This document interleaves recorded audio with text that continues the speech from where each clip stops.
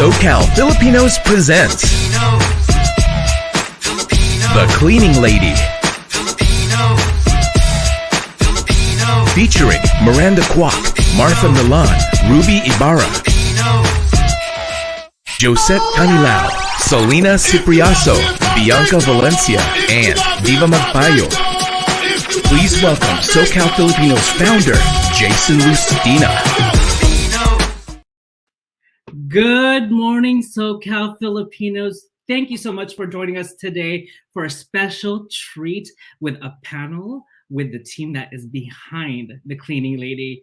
We're going to celebrate what was just announced a couple days ago. They have been picked up for season 2. It's the highest rated show on Fox, and we're just so excited to have them to talk about the show. But before we get into talking about the show, let me bring up your host and moderator. You've seen her before. She's opened for Rex Navarrete, thanks to SoCal Filipinos. Let's please welcome Maria De La Ghetto. Hey, Maria. Magandang umaga.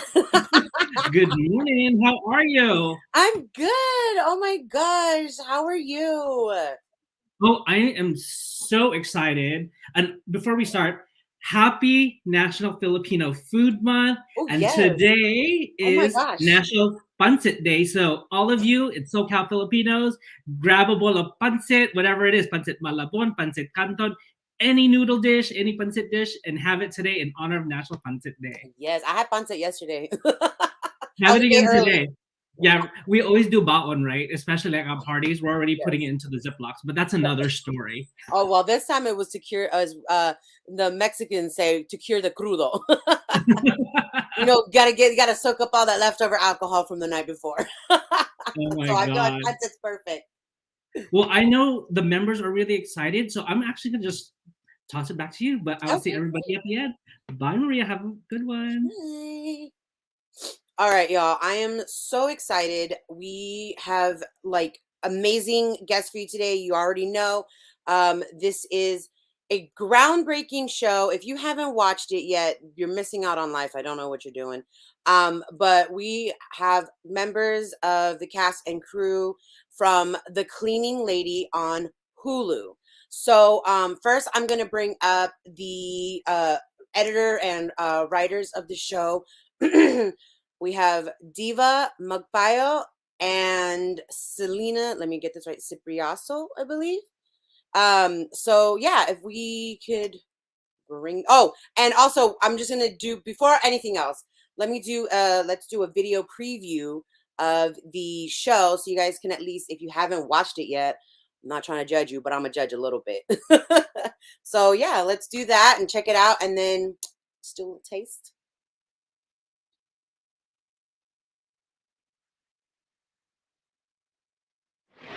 Sometimes you'll do anything for family. Family. I was a doctor in one of the busiest medical centers in the Philippines. But I agreed to clean. Because I have a family that needs me. This is a show about a mother trying to do everything in her power to save the life of her son. We came for a bone marrow transplant. Your visa, it's expired. We can't help you. Even if that means working for criminals. I'm just a cleaning lady. I can help you make this disappear. What's exciting about the show is just the unpredictability of it. I want you on call. Why do you want me to work for you? Because I don't want to have to kill you. The whole show itself is completely diverse. It's pretty groundbreaking. There is a cultural aspect to the show that's touching upon subjects that I don't think a lot of television shows have really touched on. We can never let our guard down. I think the goal of this show is to try to invite the audience to put themselves in those people's shoes. Can you imagine what it feels like to have a child who could die? It's very rich, it's very heavy, and it's very exciting to come to set and bring that to life. There's also a lot of explosions and drama. Do you trust me? I did what I did to save my son, but this is not who I am.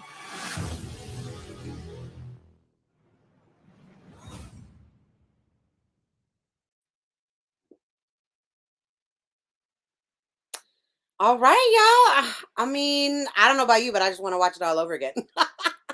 And that Aganto, can we just, a little acknowledge there. Anyways, y'all, so let's bring up our first, excuse me. Ooh, let's bring up our first guest. Like I said, Diva Magpayo, Celena Cipriaso worked on the show. Hey, y'all. How are you? Good. How are you? Fantastic. I'm like I'm trying not to fangirl too hard with you guys. Okay, so I do apologize. Like I'm just like I'm like, oh my god. But yes. So how are you? What's going on? I mean, oh, sorry, Diva. Can we? Is your mic good? Are we good?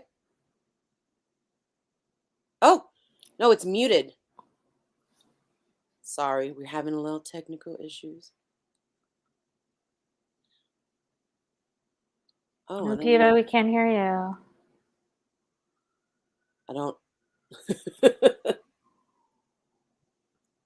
Okay. Well, we'll just work on that. Well, okay. And then there were two. And then probably reset the sound and stuff because all the technology. Like it's wonderful, but at the same time we're like, oh my god. Well, okay.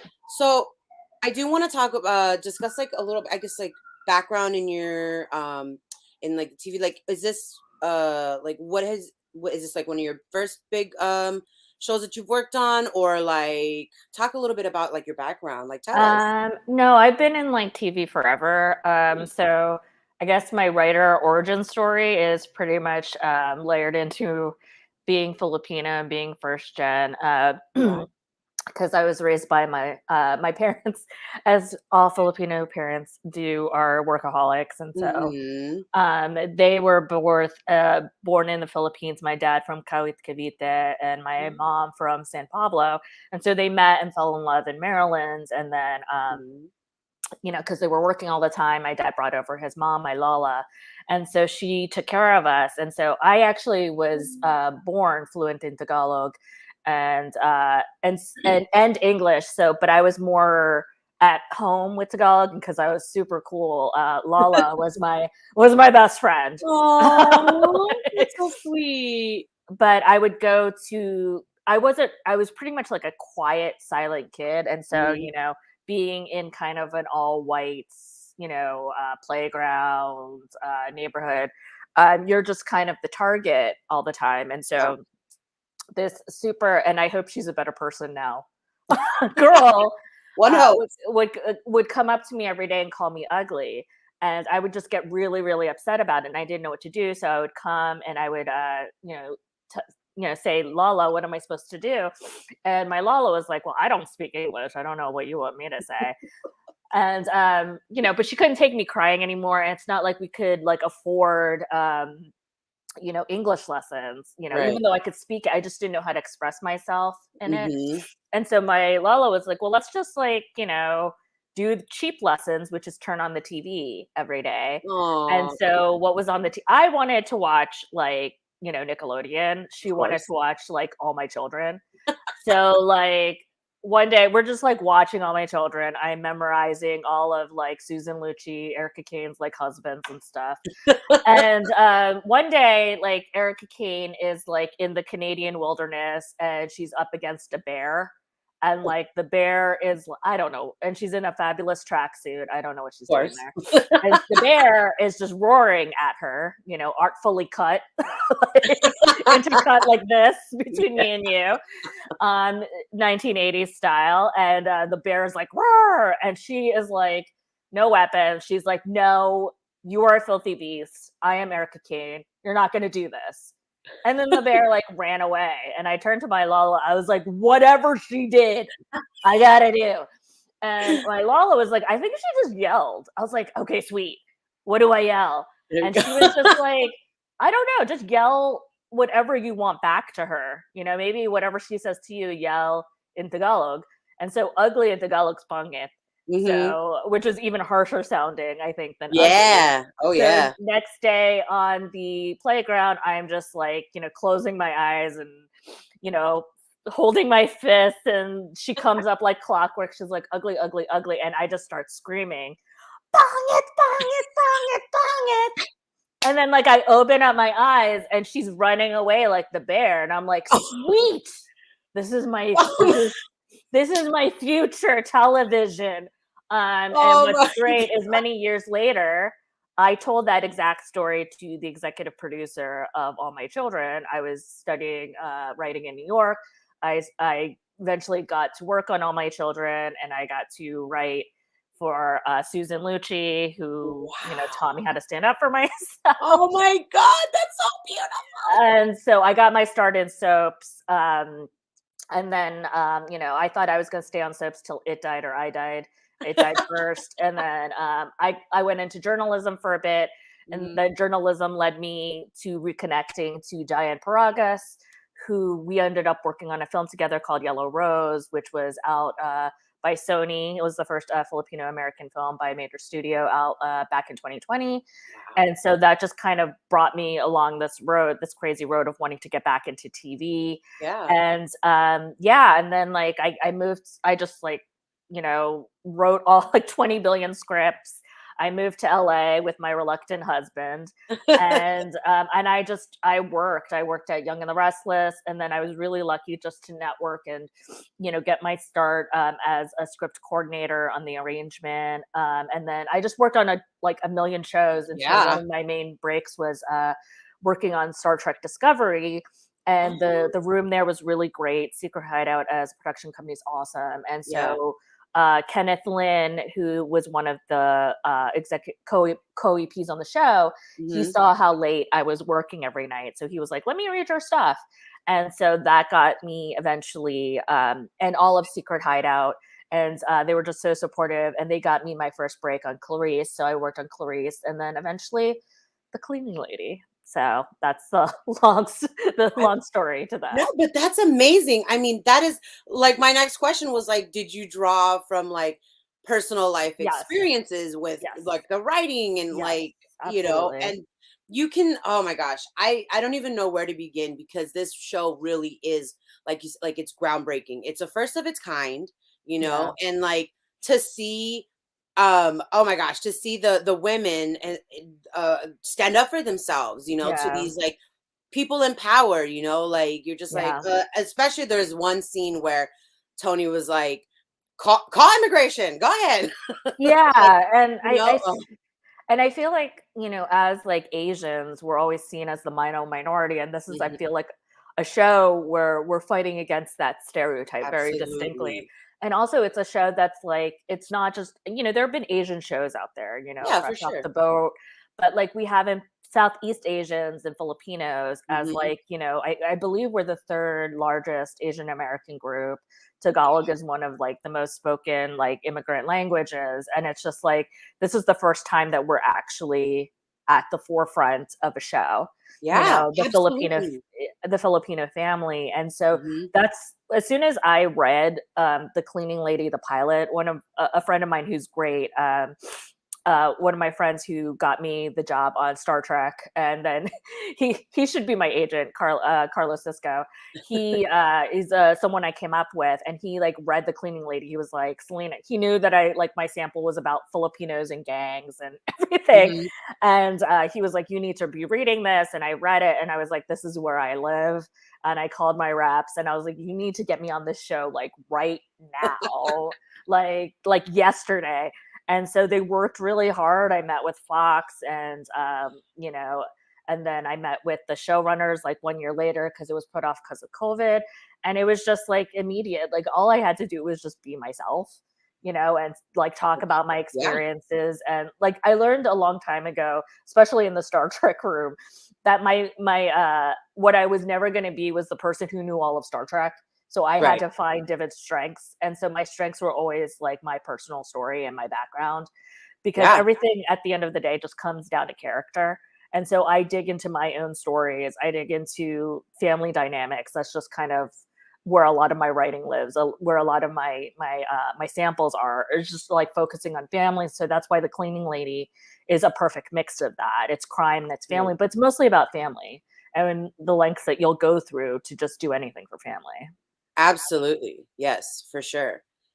Like I think not every, but most Filipinos if you have a Filipino mom, you know that like Thony and Fiona would do exactly what they did. Absolutely. They wouldn't even think twice. Like, no, it's not. And the thing is, you would do like growing up is like you just do anything for family. You just like, you know, like if you know there's undocumented and their family. Like with Filipinos, I feel like you go to the only person you know, even if it's like your childhood friend you haven't spoken to in 20 years, but they live in America. And you're coming to America, you're going to go stay with that childhood friends. Absolutely. You know what I mean? That's how deep the Filipino community is. Yes. Is just like, even like, they'll help you no matter what. Like what I've always found that no matter where I am in the world, Filipinos find you. Like I once was like studying abroad in Florence, Italy, and Filipinos found me. Like I was walking on the street in Florence and I heard people speaking Tagalog and Italian and I was like, whoa, what? And they saw me and they were like, you know, they were like, oh, Filipina ka ba? And I was like, yeah, totally. And they were like, oh, we all meet at the church over there. Oh my God. Like you should come, Filipinos in Italy. I feel like it's like an innate thing that we can spot each other because I was recently in Manchester, England, and I heard Tagalog in Manchester Cathedral. I was like, my peoples. Well, and like I used to live in, like I grew up in Maryland and then I lived in New York for like 5 billion years. And so coming over to LA was like, oh my God, it was like coming home. Do you know what I mean? Like I was hearing Tagalog like everywhere. And I was like, whoa, this is crazy. Like New York has its Filipino community, but it's much smaller and concentrated. Whereas like it's not just community, like it's not just one neighbor, it's everywhere here. And so it's just absolutely it's like coming home. I lived in San Diego. San Diego also has a very National City is like the you know the epicenter over there. Yes, Eagle Rock here in Food City. Yes. Oh my gosh, well that is amazing. Like that's so amazing. Like I love hearing it. I love the like this like the passion where it comes from. You know what I mean? Yeah. So I think I don't know if Diva's gonna make it, but you know the show must go on. So we're sad. We're sorry, Diva.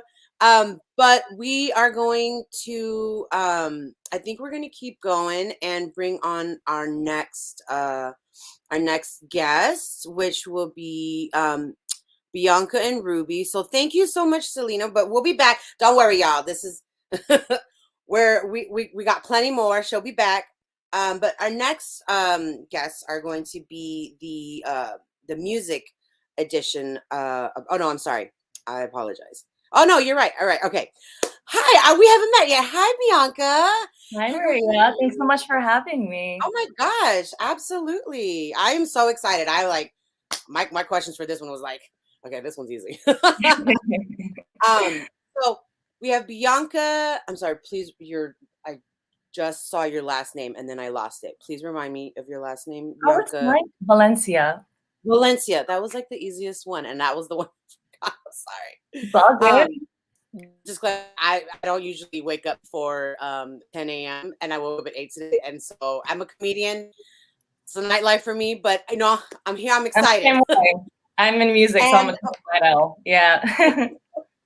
And then we have Ruby Ibarra. I don't even like. No need for introduction. Like, girl, the theme song for all of us was created by Ruby Ibarra, literally us. So, oh my gosh, this is amazing. I'm really trying hard not to fangirl so hard right now. I'm so sorry. Okay, keep it profesh, but you guys are so well. So I wanted to ask Bianca for the process of putting music to the show, and I've always wanted to ask. Like, I've always wondered. How do you what is the process? Do you watch the show and then put music to it, or and do you have like songs already in your head, or like what do you tell us a little bit about the process?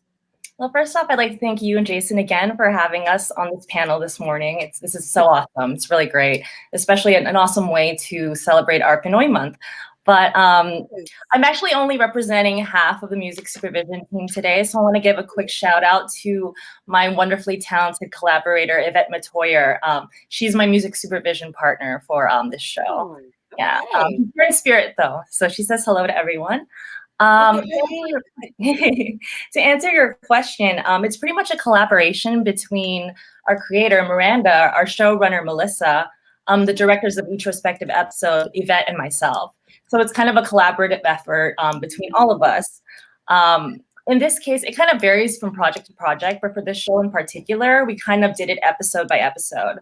So for some episodes, there was more research involved, whereas for others, there were chosen favorites that we kind of vetted and went to the respective labels and publishers to clear.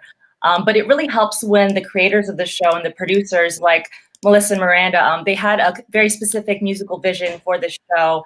And that's always very helpful to us, so we kind of have a direction to start with for every episode. So they were instrumental in kind of going after the music. And as you can tell, it's quite varied. We kind of go through all different genres, different artists throughout the decade. Great, yeah. Mark Isham did a great job on the score. He worked with Ruby and his son Nick on some original songs for the show. It's very special. Ruby did an amazing job, of course, and she's contributed individual songs as well, which you know.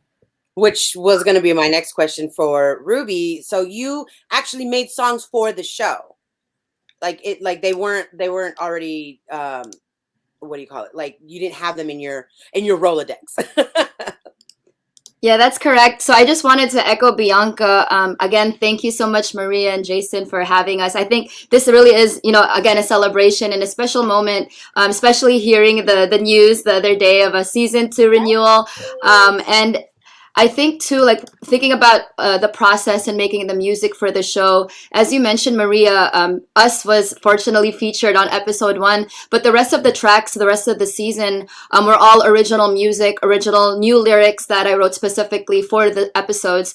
And it was really, I think it was a new process for me, a fresh challenge. I think for me as an artist, much of my music, if not all of my music, has been a direct reflection of my life as heard on my previous album and my songs. But with this time around, after speaking with Mark and speaking with Miranda on the side, they really wanted to make sure that, Tony's story and her voice was captured in the lyrics that I was writing, and that I was writing specifically from her perspective. So that kind of gave me like an assignment mode type of perspective as a writer, more of like, okay, here's the topic and you have to write to it. But that was refreshing because I got to kind of think outside the box, outside of myself, and explore emotions and perspectives in ways that I usually wouldn't view things. And so for me, when it came to the writing process, I ultimately feel like, the folks at the Cleaning Lady crew, they made it very easy for me. I had a script to kind of, think about the scene a little bit more and to receive guidance. And as Bianca mentioned, I worked closely and directly with Mark and Nick, who did such an amazing job with the musical composition, and Nick being on a lot of the choruses as well. And I think it was just a dream team at the end of the day. It was just such a joy to work with everybody. Yeah, well, you already answered my question. The next one that I was going to ask, which was about the process. That's really amazing. I was curious, like, was there something that you didn't, like the process again, like it's a different perspective. It's a different, view. So that's really cool. That just adds to like your, I guess, repertoire, your like what you can do, which is amazing. And there were some bangers, girl. They slap. That's all your songs, so whatever. No big deal, but kind of a big deal. Well, that's amazing. Like this is so exciting. I mean, really, again, I can't like emphasize enough. Like this is the first of its kind, and how awesome to be able to be part of it. Like even me just being able to interview and like be part of this groundbreaking thing, like this show, it's I'm like kind of at a loss for words, which is usually never happens. Absolutely. I think it is both groundbreaking and historic because I know for myself, I've been the type of person who consumes a lot of media. I watched a lot of shows growing up. I basically grew up to the TV. I was one of those immigrant kids who kind of expanded my vocabulary in English because I watched a lot of American shows. And so for me to now have this amazing once-in-a-lifetime opportunity to be part of a show who not only have Filipino characters in front of the camera, but as you all see with these interviews, like today with this panel, there are also a multitude of not only Filipino Americans, but specifically Filipinas who are also behind the camera, working in the music department, doing the songwriting and writing the scripts. For me to see a project like this just come into fruition is also telling of, you know, the tides are changing. The mainstream industry is now finally seeing the value of Filipino American stories, and it's definitely a very exciting time. Heck yes. Oh, yeah, girl. Well, thank you so much for sharing your stories and everything. I think we're gonna bring on our next guest, and then we'll bring you guys back. So thank you so much. Okay. Wow. And I'm a music geek. Like, my Spotify list is just all over the place, y'all. So I'm, again, trying really hard not to be like, oh my God. Probably didn't do that great of a job. Okay, y'all. So our next guest, wait, sorry, 1 second. This is a little exciting. These are the actresses on the show. So we're gonna bring on Martha Millan and Josette Canilao. Yes, Hollywood, come through. Morning. Good morning. Or good afternoon for Martha. Good afternoon, Martha. How are you? Oh my gosh, this is so cool. Okay, so as I'm a comedian, and I'm also like hoping one day to, you know, break onto the acting scene, and it's so cool to get to talk to like legit, you know, the Hollywood girls. So tell me, okay, so I wanted to know, as a like Filipino, and this is a show based on Filipinos, like, how much of it did you draw from personal experience, and how much did you have to do a little bit more research on? Like, you know, were there things, I know, Martha, you had already kind of mentioned earlier, like what does this mean? What is that? But, yeah, just that. Do you speak Tagalog? Well, for me, I mean, I grew up in Australia, and at the same time, you know, I was, we were the only Asians in the whole suburb, pretty much even around that time in the 80s. So in general, there weren't many Filipinos, and the culture was not at all, I wasn't surrounded by it. So for me, it was my mother and father, but we definitely experienced a lot of transitional challenges, being, you know, very few Asians, let alone Filipinos in Australia. Yeah. But it's given us, well, me in general, just a lot of things to draw on for the show. That I think was very important for me because, you know, I mean, I think immigration and just moving to a different country or any place, there are always going to be challenges to assimilate without losing your identity, but at the same time wanting to be a part of the environment, the culture, etc. But I think those are the things that they were really hard to balance. But now, I mean, like, our world is so global and everything's changing. Yes. You see in the media, and obviously this show, that in terms of, you know, the movement, it's evolving positively, which is wonderful. Yes. So for me, it was all about just drawing my experiences from just watching my parents deal with a lot of transitional struggles. Yeah.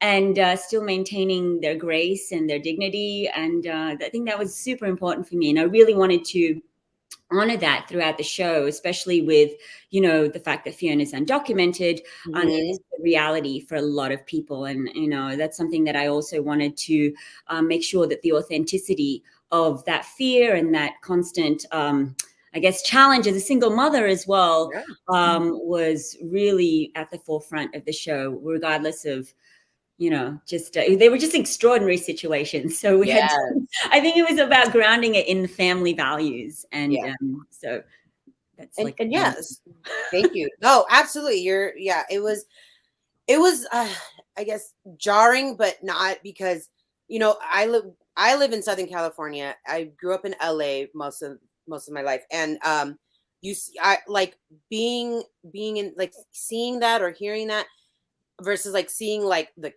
cages, you know, that's literally what they were. Because I had friends growing up that were undocumented, and it wasn't like a big deal because, you know, I was around that. And so it was just like, wow, it really like it got emotional for me watching the show. So Josette, talk to me, girl. Tell me everything. What do you want to know? What do you want to know? I think, well, I'm 100% Filipino. My parents immigrated from Manila in the 80s. But I play a Cambodian on the show, and it's really funny. I've been to Siem Reap. I stayed there for about a month, and I traveled with two other white friends. But when I would walk around by myself throughout Siem Reap, people would come up to me and start talking in Khmer. It's just so funny because they're very close together, and there are features of Cambodians and Filipinos that look very similar. But it was just really, really cool to like represent Southeast Asia. I think bringing the two cultures of Cambodia and the Philippines together was a very wonderful thing to I don't know, join into, because we're all similar in that way. But watching the show and seeing the Filipino American experience lived so viscerally and emotionally, especially with Martha and Sean, Chris, and then Elodie with Luca, it spoke to me. Like, I remember texting Martha about her scene about being a TNT. I didn't know what that meant, but when my parents watched the show and they were like, oh, TNT, tago ng tago, like hide and hide. Yeah. I mean, that's a reality for a lot of people. And I feel like as a kid of immigrants, like first generation, you still feel that sense of, it's not panic, but it's a different, it's a different vibe of life when you're undocumented and like things like that. So I think being part of a show that represents that so honestly and so fully, it just gives strength and power to like us as like a people. So I think being part of this show just gives more purpose to like, because the acting grind is so difficult. Just booking a role at all, but booking a role that means something to you, it has been just so special with this particular show, being a Filipino artist. Yeah, I feel like, I mean, because only maybe 10 years ago, there wasn't stuff like this for Filipinos or women of color in general. Like, and especially like, I think Celena mentioned earlier, like the model minority, like that's kind of like always what has been, like just put out there, even like on TV, whatever. So just having this, like you said, visceral, it's real, like, it feels good to see on TV, because growing up, I didn't see none of this. I didn't see anybody look like me on TV. The closest, and I love her, Margaret Cho, that was my role model. And she still is, because she's a big part of why I became a comedian. Like, I was like, oh, I want to do this. So Lucy Liu was mine, right? It was all about Lucy Liu. Oh my God, yes. Charlie's Angels. I was like, I can be an angel. Yes. So but yeah, there weren't many. There definitely wasn't a Filipino like that. I remember the wonderful Tia Carrera, also from Waynesboro. Okay, there we go. She represented a little bit too. Yes. So that it's cool. Martha, you grew up in Australia, you said, right? Yeah. So like, what was that like? Was it the same? Was it the same kind of like, I guess, stereotypes on TV or like? Oh, even worse. I mean, like, for me, I think just the journey, I mean, I've been doing this for 25 years, but also just going back home to Australia, I see the changes, which are super positive. I mean, prior to that, there wasn't any representation of many cultures actually growing up in the 80s at that time. And also to point out the fact there weren't that many, immigration was only starting in the 80s in Australia. Yeah. So, but at the same time, coming home to Sydney just recently after shooting, I was just elated just seeing the difference that they were portraying more cultures throughout commercials, TV shows, etc. In Australia, which says a lot. And so that was definitely just something to kind of celebrate. And especially coming home, being a series regular on a show that is just so representative of so many cultures, and then having the Filipino culture at the forefront was even, more sweet to come home to. and the fact that it's actually being shown there as well, Foxtel. So I think so many things are changing, and yes, there are challenges, but I prefer to just focus on the possibilities now that are opening up that we did not have in the last 25 years, and it's people like, you know, Miranda Kwok and obviously Fox, Warner Brothers, Melissa Carter, all of them just really championing just this movement to, I guess, highlight the fact that this is such a global world that you can't just ignore the representation that's necessary, because otherwise we're just going to be going backwards. And I think, you know, like I always say in my interviews, it's just like, you know, we were the highest rated TV series for Fox to premiere in 2 years. So that is just indicative, and it's a testament to Fox taking that risk, and it's indicative of what people want in terms of content out there. Or, you know, it's a very educated, I feel, audience. I just blacked out. I'm like, I just see a circle. But anyway, you get it. I mean, for me, it's such a so special to be a part of this.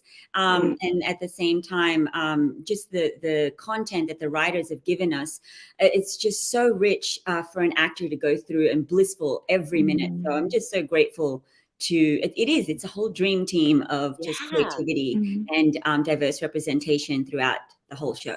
So I think I totally went. I don't know what direction I went answering your question.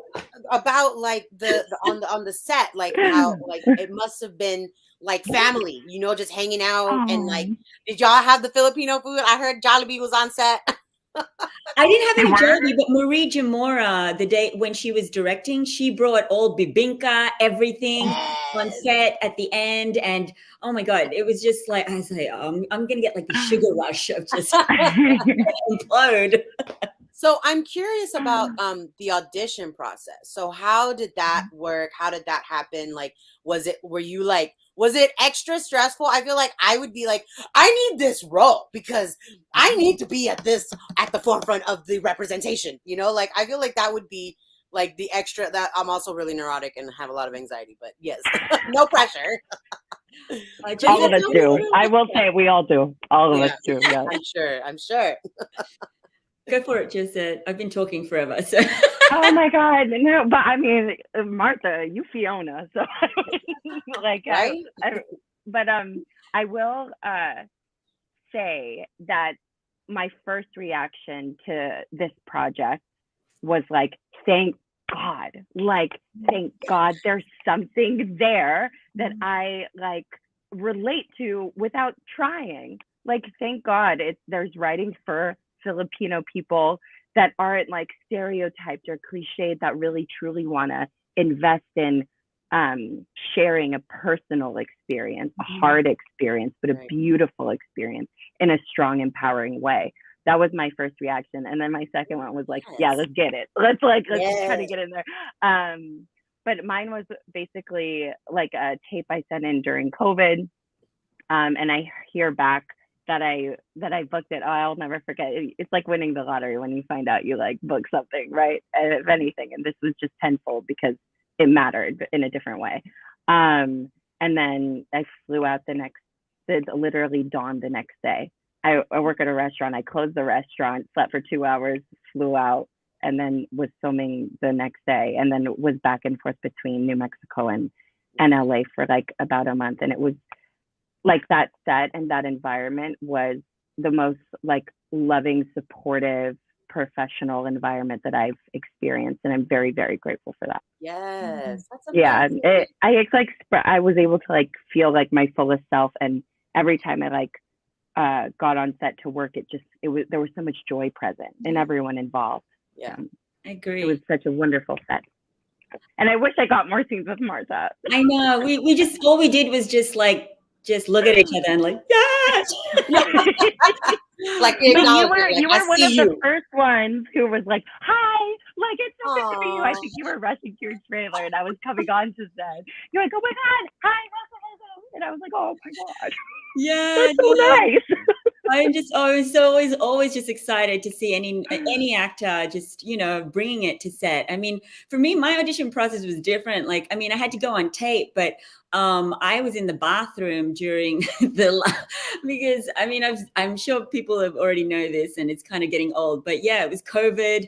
I live in New York, super loud outside. I had to bring everything in the bathroom, which is a teeny tiny bathroom. So my blue screen, everything, my sister's squashed in the corner trying to read with me. And I did the tape that way. I get the call back, but then live, Michael Offer, who was directing the pilot, it was loud. There were jackhammers and everything happening outside during COVID. And it's like, what's happening out there? And so I had to bring in the live audition in the bathroom, and he wanted me to look a different way, and I couldn't move around too much. And he's like, I was like, I'm in my bathroom. Keep it real. Just keep it real. He's like, we make it work. We make it work. I was like, you know what? As actors and whatever minimum, you have to maximize every opportunity. And I think living in New York, in the tiny spaces we have, that brings a lot of creativity. But yeah, I was in the bathroom, and he's just like, "Oh, you're in the bathroom," and he's Australian too, actually. Oh. That was definitely a challenge. And then finally, when I got the call back to meet the incredible Elodie Young, I was fortunate enough that there were no jackhammers. And I mean, meeting Elodie over the screen on Zoom, you just don't know how that's going to come across because, it's not in person.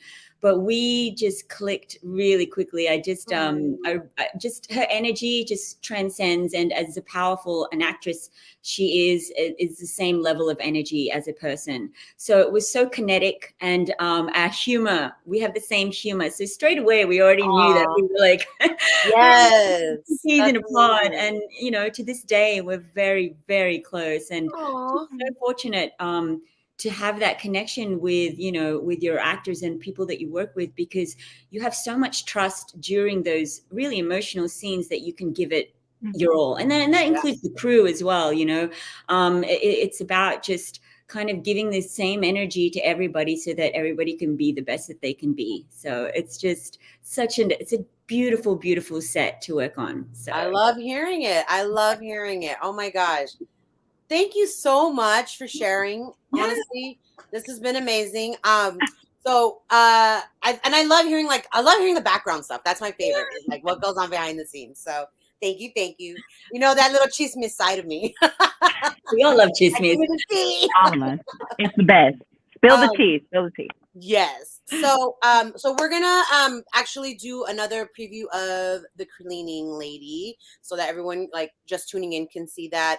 And then we're gonna bring you guys back on after with the group. So thank you again so much, and I'll see you in a bit. My pleasure. All right, y'all. Okay, we're just getting that up. Are we still on? We're following there we go. family. Thony, her sister-in-law, Fiona. They have kids and they have to bring food on the table. They're just constantly in the fear of deportation. I'm taking Luca to the clinic today.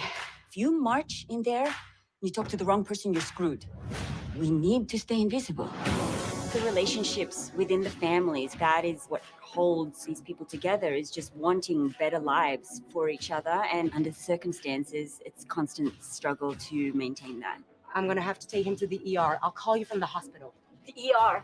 We know you could get deported. I have no choice. A big part of the kids' dynamic is just their ability to look out for each other. Yeah, Zinko has one.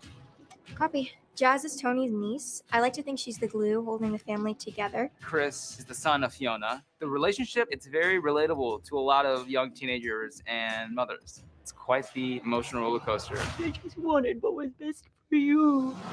For me personally, I'm the daughter of an immigrant. Stepping in Tony's shoes, it's like it gives me perspective on my dad, and I'm sure, there's millions of people who have those stories that we never talk about. I've never really seen a show that's kind of exposed the Filipino culture. I'm excited to share that with everyone.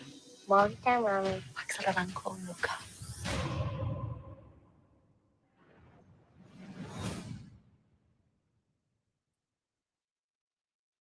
Ooh, gets me every time. So good. So good. All right, y'all. So now we are getting to our final guest. Very exciting. This is the creator of the show. Oh my gosh. So let's bring on Miranda Kwok. Hi. Look So at great you to all, meet you. look all gorgeous. Oh my gosh. Oh, I had another panel, so I woke up like this, no big deal. now I'm in a room with chairs. So I'm Oh. backstage in a room with chairs. Well, thank you so much for taking time to do this, to be here with us. We really appreciate it. Oh my God, this is really cool. So first of all, you are a baddie, okay? Like I read your wiki, and this girl black belt and stuff, and like the accomplishments you did while you were still working as a writer. Like, can I just baddie? There's a baddie right there. Thank you. So, tell us a little bit about your background in film and TV, and then honestly, like what inspired the cleaning lady? Yeah, I mean, I did come to LA initially as an actor, and I met all these amazing writers and directors, and I realized there's so many other options, and I'm not the kind of person to sit around and wait for my phone to ring. So I decided to write, and there's, especially as an actor, the roles are very limited, and anyone who looks at me just sees me as an Asian woman, and so I found writing just so much more freeing. And, I just realized in order to tell the kinds of stories that I wanted to tell, I had to write, I had to create my own content. And so that's what sort of got me on the path of writing to begin with. And I guess what inspired me to do The Cleaning Lady, I had a blind script deal over at Warner Brothers. So I pitched them a few ideas. They pitched me a few, including this format that Shay Mitchell had optioned. And it was La Chica que Limpia, which was the Argentinian format. And so what inspired me to adapt this story is because I really wanted to create a show about female empowerment from the eyes of an undocumented immigrant, and specifically from a Filipino or Southeast Asian standpoint. And there was actually a moment in my travels that actually influenced that decision in particular.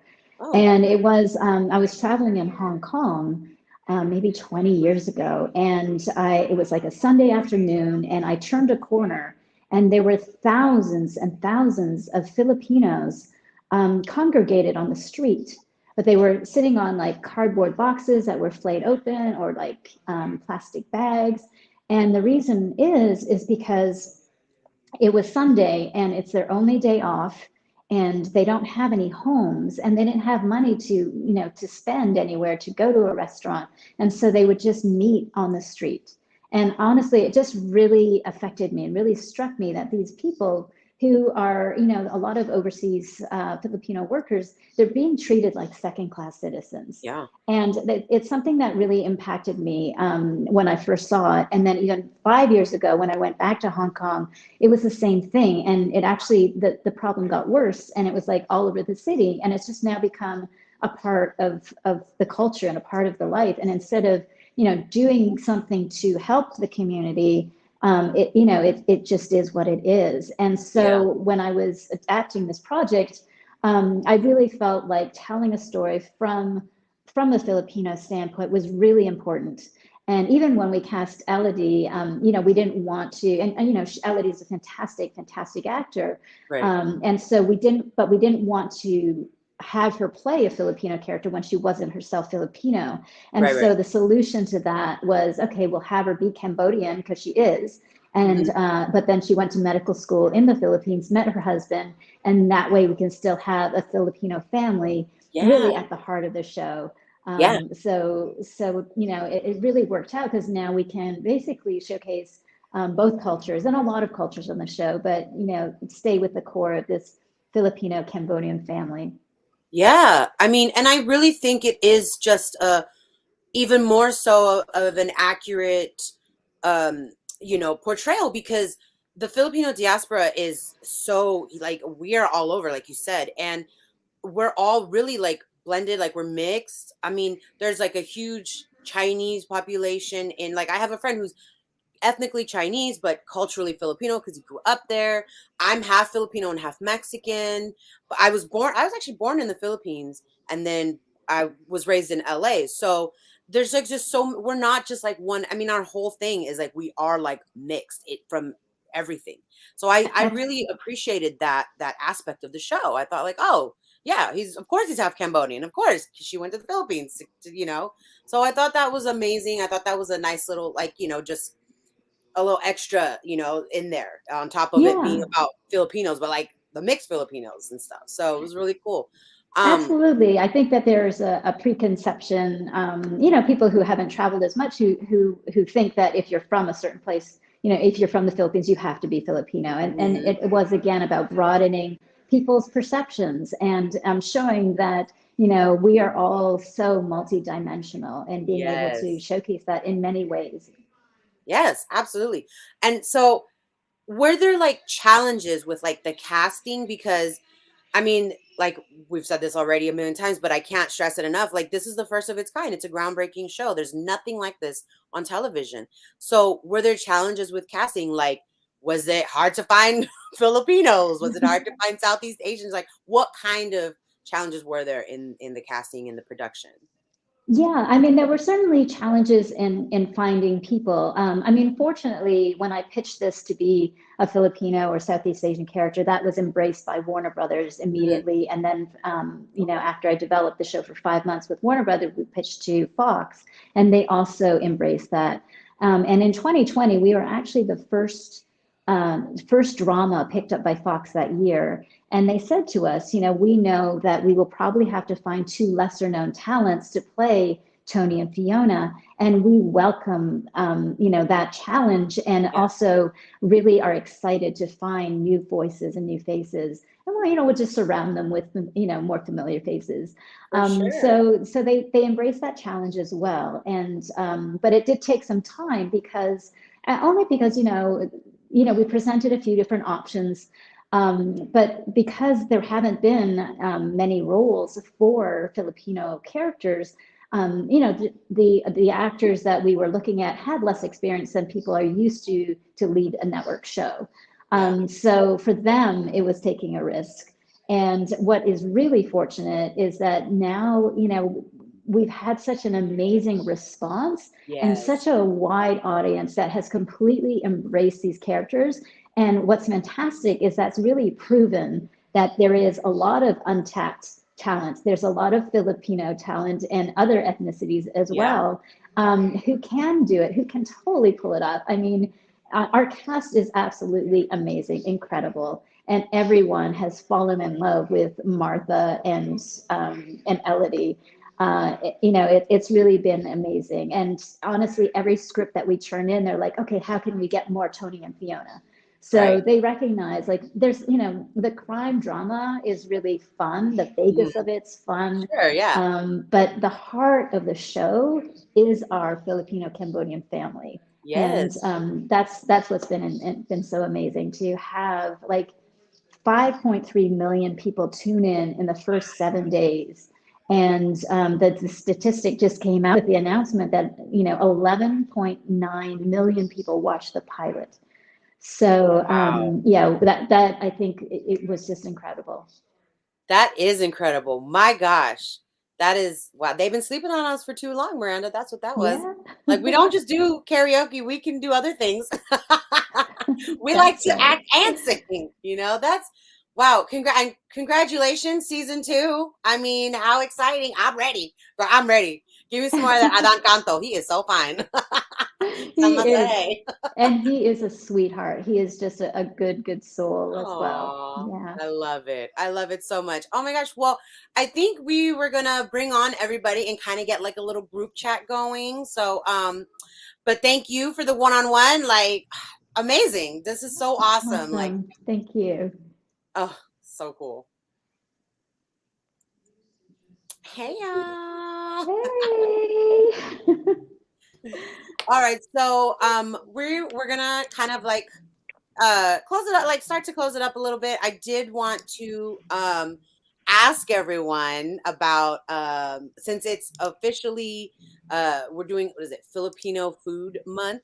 I wanted to ask everyone what your favorite Filipino dish is. I mean, anyone can start. Mine is lumpia. I'm just gonna go. I'm basic. I'm sorry. My mom used to make it, and it was one of those things you didn't get to get all the time, you know.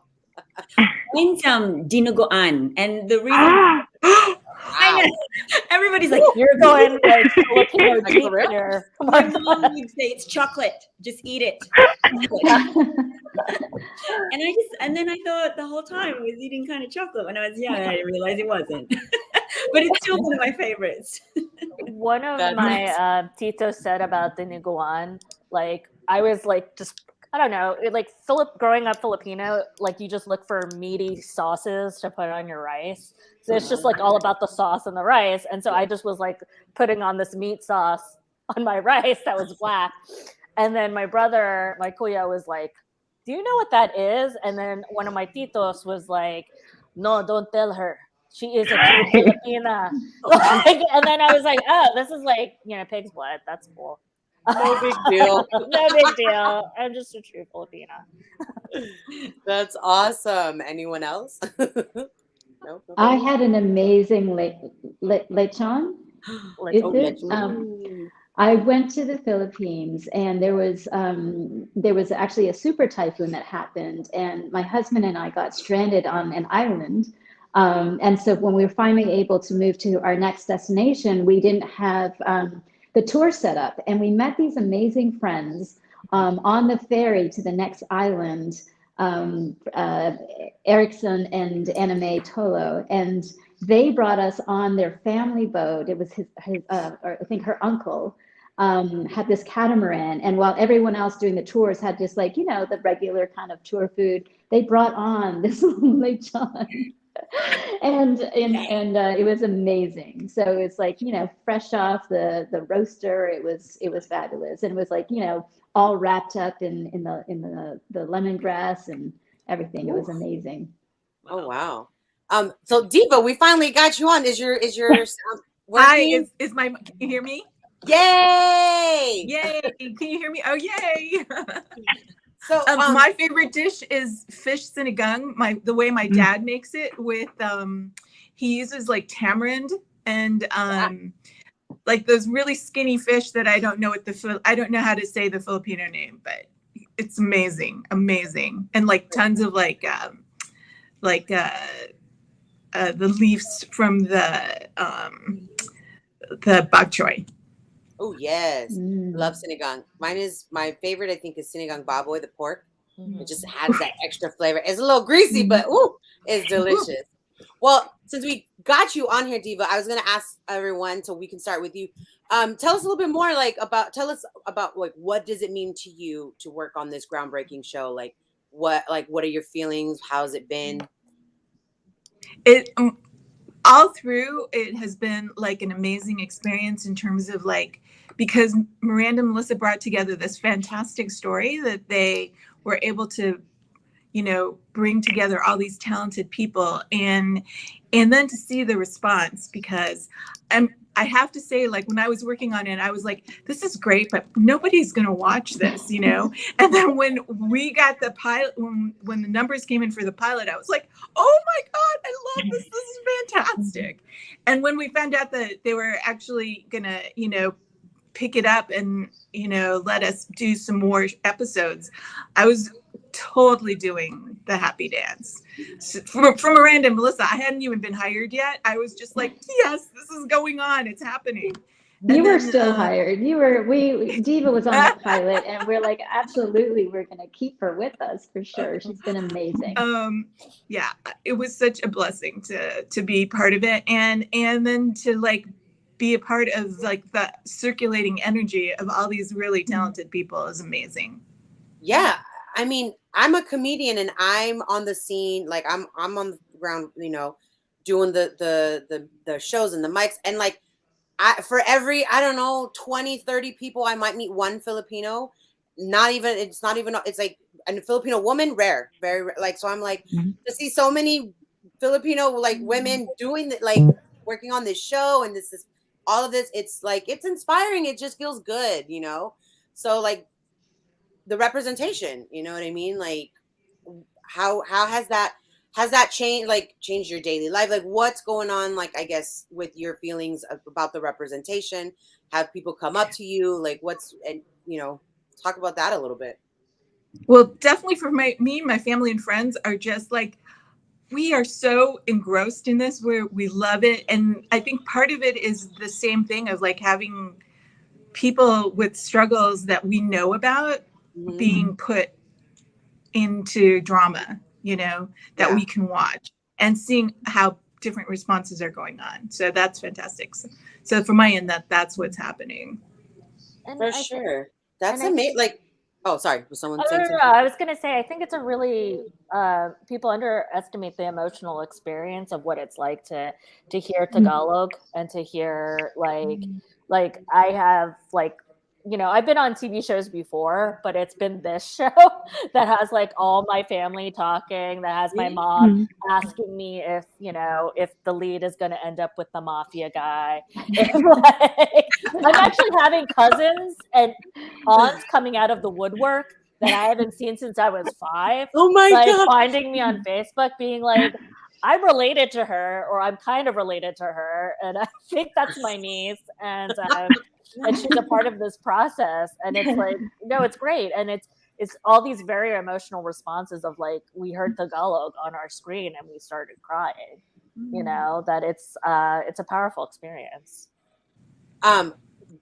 That's I'm not surprised about the like family thing coming out, like yeah, they always, and then it's funny because everyone's like Filipinos, I don't know about you guys, but we always say we're related, like, oh, that's my cousin, that's my tito, that's tita, that's whatever. I just think that's what I love about it. So I think we have a couple of audience questions, so we're gonna do a little bit of that if that's okay. This one comes from Carrie Scales. She said, I would like to know, how did the casting go for Arman and Nadia? How do you think the relationship between Fiona and Marco are going to change with him taking Luca? I was like, I'll let y'all do that one. Well, I think, all the relationships and conflicts are complicated, right? That's what creates good drama, is that, you have people who all love each other and yet have, are thrown different circumstances and have to navigate that in a way. So, the same with Fiona and Marco, like they all come from a good place. They all have a good heart in what they want to do. Marco still, in his mind, was justified in taking his son because he feels like he's protecting them, because his wife is running around with mobsters and, in trouble with the feds. So in his mind, it makes sense. Yeah. But the way he went about it, of course, is the questionable aspect. So.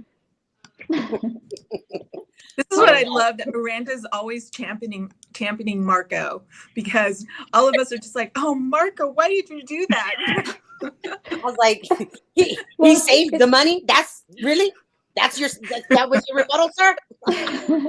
Well, we don't want to make him completely, an awful human being, but right. It's more. I champion all my characters because it's, you have to really understand where each person comes from, right. and each of their motivations. So, yeah. Well, we have some things in store and in mind for season 2 already. So we'll see if they stick, because there's some fun stuff coming up. I'm excited. Sure. I'm excited. Okay, so this is, thank you so much for making this series. I had my mom and dad watch the first episode and my mom cried. So many immigrant families like ours never see the limelight on screen, and it felt good to see us and our stories represented. Yes. Wow. Yes, absolutely. Oh, there we go. As fans, what else can we do to support? Example, the actresses and music should be nominated for next year's Emmys. Yes. Can we help campaign in any way or continue to share to add streaming numbers in one place that are being watched, etc.? Oh, that's a good question. Very good question. Yeah, as much as people can get the word out about the show would be amazing. So any campaigning that anyone does would help the effort for that. So thank you for asking the question. And yeah, just talk about the show, get more people to watch, and just, talk about it, what you love about it. And I think that helps get the word out for sure. Yes. My auntie, she was like, you know how I'm going to help? I'm going to turn on every television in my house. and I'm going to tell people to buy more televisions so that they can turn it. And I was just like, how many TVs have you got in your house, Auntie Dara? She's like, I have 4. So that means your ratings will go up. I was like, okay. So that's what she does. So that could be a possibility too. And so Bianca, actually, what about music? Like, is there a way that we can, like, can we go on Spotify? Does that help it? Like, tell us a little bit more about like the music, how we can support in that sense. I mean, I'm pretty much going to echo what Miranda just said. Just try to get the word out as much as possible. Social media likes, go on social media, follow us. It's pretty much the same answer that she already gave, but we obviously really appreciate all the support we've been getting for the show. So thank you to all the fans for watching and tuning in, and continue to tuning in for season 2. Yay! Yeah, I know that playlist is on my Spotify. I was bumping that like before. I was like, yeah. And don't underestimate streaming numbers. You know, like if you've streamed it once, stream it again. Yes, You know? absolutely. Oh my gosh. All right. Oh, we have one more question. Are we supposed to be viewing Armand as a player? It seemed that way from the beginning. Other than the obvious with him having feelings for Tony and Isabel, will we see Isabel back? Ooh, I don't care if he's a player or not. He fine. I think you view him how you want to view him, right? Everyone's going to have their own perspective on it, and take him for however you want to take him. But I think that he has different relationships, as we all do. We all have different relationships with people, and we all connect to people in a different way. So, how he connects with Nadia and Isabel and Tony, they're all very different. And that's what's special about, Armand and Tony's relationship, is she brings out a side of him that no one else does, right? She reminds him of his roots. She reminds him of his humble beginnings. And they connect, on a very soulful level, right? And they also just call each other out on their shit. So that's what's special about them. Whereas his relationships with Isabel and Nadia are very different. But they're all meaningful as well. And again, that's what creates a good conflict, right? Because Nadia is not a horrible person, right? You're kind of thinking, oh, like you want everything to work out, but it's just not going to necessarily work out that way. We'll see. We'll see what happens. And I can't be mad at Armand when he saw Tony in the sequins. Like I was like, oh, okay, get you a girl that could do it all. So we're gonna do one more question. So this one is, in the veteran community, we have a sweet portal called Veteran Media and Entertainment, VME, and there are some awesome mixed Filipino talent there ready to be called on. Would you consider us in future episodes? Wow. Yeah. I mean, you guys can just reach out. We do have a couple storylines that are going to involve more Filipinos in season 2. So yeah, get ready for that. You need a Filipino comedian. Just saying, right here. Yes, absolutely. We have some interesting storylines. We're going to have at least 12 episodes next season, so there's more than yes. They're still working out the exact numbers, so that's why it wasn't officially announced. But that gives us a little bit more room for more storylines as well. Oh my gosh. Cool. Does that mean that Fiona is going to get a boyfriend? We are talking about it. We are definitely talking about it. Yeah, girl. You Some love interests. Fiona, we've talked about Fiona maybe having her own kind of love triangle. We'll see where those stories go when we start really digging in the writer's room. Oh my God, I can see her punching someone. Oh, heck yeah. Oh, yeah. I like Fiona's character. She's the hot auntie, but she's a mom. You know what I'm saying? Like with her little sequin dress. I was like, okay, get it, Martha. Don't hurt her. It's a great oh moment. my gosh, this was seriously, thank you so much. And honestly, to everyone, congratulations for season 2 coming. Like I'm excited. I'm ready. I gotta tell my mom. I don't know. My mom's a little bit more conservative. I don't know if she'd be, but she does love her some action. That woman, she loves like some Steven Seagal, what's his name, Chuck Norris type of movies. So I feel like this might be down her alley. But I do want to say, if you guys want to shout out like your socials, where we can find you, where we can follow like the show, all that stuff, like let us know, let the people know. We want to know. You know what I'm saying? We want to keep up. We want to support. Yeah, we're on socials. It's Cleaning Lady Fox, I think, on all platforms. So, and I'm Miranda Kwok 88 on Twitter, or Miranda.kwok.88. Okay. Oh no, yeah. I'm just on Instagram and Twitter. Pretty much I just retweet on Twitter, but Instagram I'm more involved. So Martha Millan NYC, and then Millan _ NYC. Clearly branding NYC in there. But anyway. And then Diva, where can we find you? I'm at Lacey, Laissie. It's my artist name. So. Oh yes, I love that. Celena. CC Writer Girl on Insta, and just my name on Twitter and on Facebook. Nice. Bianca. You know, I'm not super active on the social media platforms, which is really weird. But if anyone ever wants to shout out to me, you can just email me. I'm kind of a dinosaur. I still have a Hotmail account, but it's just Valencia. You're too young. Was it Bianca Valencia at Hotmail? It's Bia, like the first 3 letters of my name. Valencia at hotmail.com. Oh, okay, great. And then Ruby. Sure, you're all over the place. I think I am on social media too much. I might be the opposite of Bianca, but I just want to say thank you to everyone really who tuned in on a weekly basis and supported and watched season 1. For those who haven't finished watching season 1 or haven't watched The Cleaning Lady, I don't know where you've been if you haven't, but it is still available for streaming on Hulu, I believe. And you guys can follow me on social media if you want to follow my music, upcoming projects at Ruby Ibarra. That's RUBYIBARRA. And The Cleaning Lady original soundtrack is now available on all digital streaming platforms. So go support that. That's awesome. Awesome. Josette, where can we find you? You gotta be on it, social. Come on, girl. I actually joined just 2 years ago. I was like kind of like not about it, but then I did become about it. It's on Instagram, Josette.Canilao. Okay, my name. Pretty simple. She's like, keep it simple. Keep it simple, keep it straightforward. Yeah.